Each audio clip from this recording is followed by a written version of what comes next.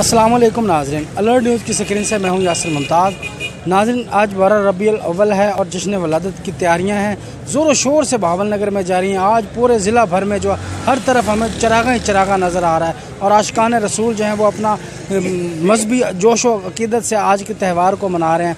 इस हवाले से मैं इस वक्त मौजूद हूँ मरकज़ी जामिया मस्जिद जो है जामिया रज़ाए मुस्तफ़ा, उसके बाहर मौजूद हूँ। वहाँ से एक मिशल बरदार जो है एक जुलूस बरामद हुआ जिसमें तमाम आशिकान मुस्तफ़ा के हाथों में जो है वो मिशलें पकड़ी हुई हैं और इंतहाई हर तरफ सल्ले अला के नारे गूंज रहे हैं।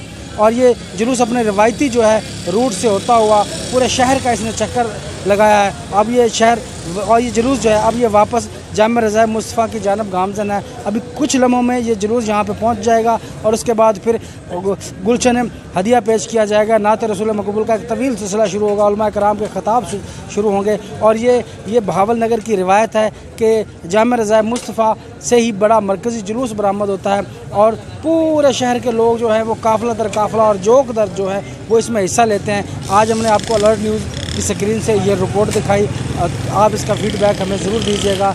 यासिर मुमताज़, अलर्ट न्यूज़, बहावल नगर।